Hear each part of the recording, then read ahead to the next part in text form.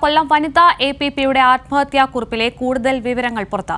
ഡയറിയിലെ 50-ലധികം പേജുകളിലാണ് ആത്മഹത്യയ്ക്കുള്ള കാരണങ്ങൾ രേഖപ്പെടുത്തിയിരിക്കുന്നത്. 19 പേജുകളിൽ രേഖപ്പെടുത്തിയിരിക്കുന്നത് തൊഴിൽപരമായി നേരിട്ട പീഡനത്തെക്കുറിച്ചാണ്.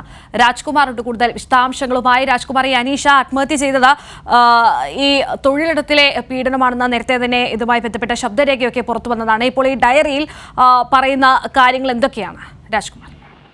ഡയറി കുറിപ്പിൽ ഇതില് ശബ്ദരേഖ നമ്മൾ ഇന്നലെ കൈരളി ന്യൂസ് പുറത്തുവിട്ട ആ ശബ്ദരേഖയുടെ കുറച്ചുകൂടി വിശദമായിട്ടുള്ള വിവരങ്ങൾ അന്നുള്ള വിവരങ്ങളാണ് ഇവർ ഡയറി കുറിപ്പായി രേഖപ്പെടുത്തിയിട്ടുള്ളത്. അതൊരു തെളിവായി അതില് ഈ കുടുംബം ഉന്നയിക്കുന്നുണ്ട്.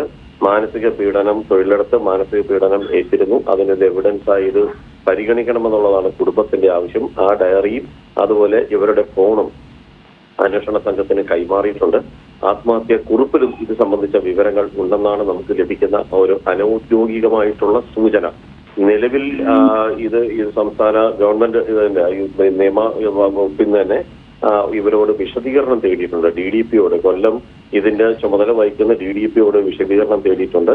അതുകൂടി കിട്ടിയതിനു ശേഷമായിരിക്കും മറ്റ് നടപടികളിലേക്ക് ഇപ്പോൾ കടക്കാൻ പോലീസും തീരുമാനിച്ചിട്ടുള്ളത്.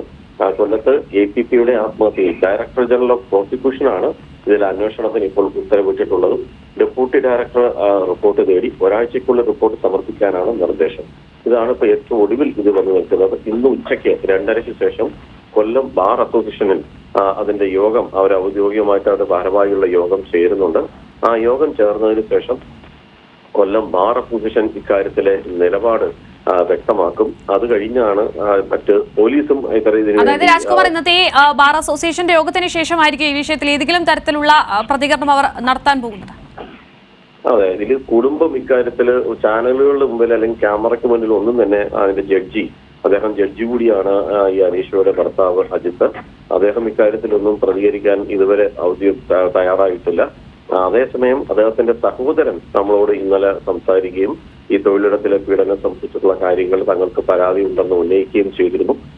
ഇനി ഈ നിലവിൽ ഇവർ പറയുന്ന പരാതികൾ, ഇവർ പറയുന്ന ശബ്ദരേഖ അനീഷ പറഞ്ഞ പരാതികൾ ശരിയാണോ എന്ന് പോലീസിന് അന്വേഷിക്കേണ്ടി വരും. കാര്യം ഈ ആരോപണ വിധേയരായ ആളുകളും നിയമരംഗത്തുള്ളവരാണ്, ജുഡീഷ്യറിയുമായി നിൽക്കുന്നവരാണ്. സ്വാഭാവികമായിട്ടും അവർക്കെതിരെയുള്ള ഒരു കേസ് എടുക്കണമെങ്കിൽ അതിനുള്ള തെളിവുകൾ ആവശ്യമായി വരും. ഇവരുടെ ഈ ശബ്ദരേഖയിൽ പറയുന്ന കാര്യങ്ങളുമായി എന്തെങ്കിലും ഇതിന് ബന്ധമുണ്ടോ തുടങ്ങിയ കാര്യങ്ങൾ പരിശോധിക്കും.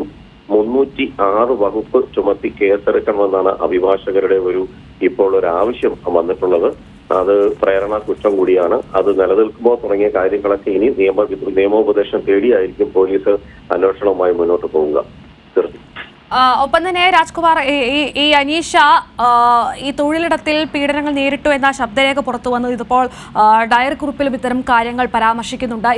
ഇതാ ആരോടൊക്കെയാണ് ഈ ഒരു സംഭവം പങ്കുവെച്ചത് തുടങ്ങിയ കാര്യങ്ങൾ കുടുംബത്തോടൊപ്പം അല്ലാതെ മറ്റാരോടെങ്കിലുമൊക്കെ ഈ ഒരു കാര്യങ്ങൾ പങ്കുവെച്ചതായുള്ള ഒരു അറിവുണ്ടോ? അതെ, ഈ പരവൂർ മജിസ്ട്രേറ്റിന് ഇവർ അയച്ചു നൽകിയിട്ടുണ്ട്. അവരത് മറുപടിയും നൽകിയിരുന്നു. അത് മരണത്തിന്റെ തലേ ദിവസമാണ് എല്ലാവർക്കും ഇവർ ഈ ശബ്ദ സന്ദേശങ്ങൾ ഉൾപ്പെടെ പലപ്പോഴായി അയച്ചിട്ടുള്ളതും.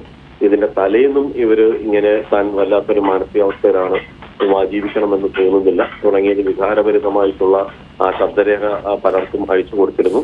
ഈ മരണത്തിന്റെ തലേന്ന് പലർക്കും താൻ വല്ലാത്ത മാനസിക സമ്മർദ്ദത്തിലാണ് എന്ന് കാണിച്ചുകൊണ്ടുള്ളത് സുഹൃത്തുക്കൾക്ക്, സഹപ്രവർത്തകരായ സുഹൃത്തുക്കൾക്കും മറ്റു ചില അഭിഭാഷകർക്കും ഇവർ നൽകി. കൂടാതെ കൊല്ലം പരവൂർ മജിസ്ട്രേറ്റിനും അയച്ചതായിട്ടാണ് നമുക്ക് ലഭിക്കുന്ന സൂചന. ശരി, രാജ്കുമാറാണ് വിവരങ്ങൾ നൽകിയത്. വനിതാ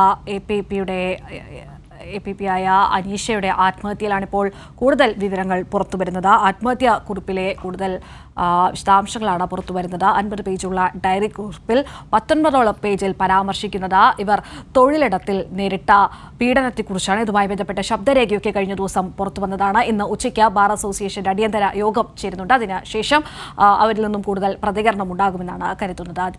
രാജ്കുമാറാണ് വിവരങ്ങൾ നൽകിയത്.